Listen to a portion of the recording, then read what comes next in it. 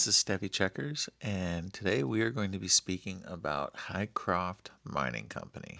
Before we go jumping into this, let's learn a little bit about the CEO. Miss Diane Garrett is the CEO of Hycroft Mining Company, and she's relatively new to Twitter. She's been on for this month, but she's already amassed 3,400 followers, and well, the reason why is pretty simple.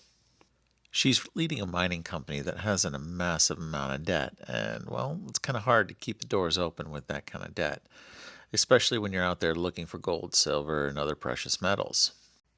So how does somebody get rid of $146 million in debt? Well, they make a phone call. The first name you see there is Eric Sprott, which is a Canadian businessman who's a billionaire and deals in precious metals. The ATM is at the market program where they raised $138 million, but the name you should take a peek at is HYMC. Who is that? Have you ever heard of the saying, let's talk about the elephant in the room? Well, when referring to HYMC, you want to talk about the gorilla in the room, or the ape in the room, as they like to call themselves.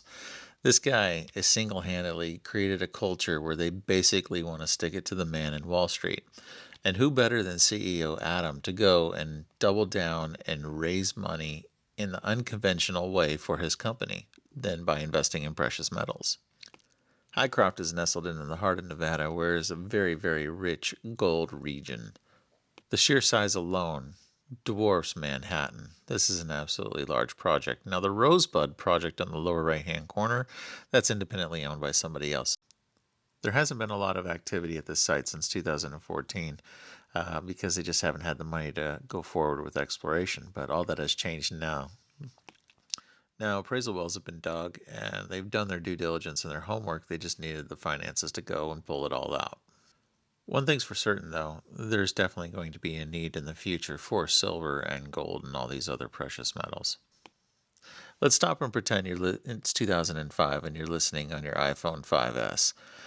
It would take about 1.6 million tons of ore to produce the gold that would be the equivalent of being used in 45 million iPhone 5Ss. About 68,000 tons of ore for copper and 33,000 tons of ore just to produce the silver for those iPhones.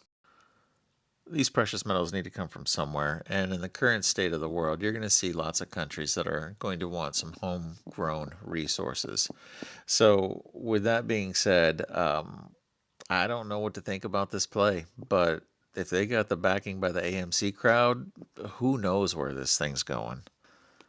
I can tell you right now, Wall Street's not pleased because the short sellers that are trying to hammer AMC movie stock, AMC just kind of bolstered their bottom line with some precious metals. And once they start pulling that out, I think that that investment's going to turn quite nice for them.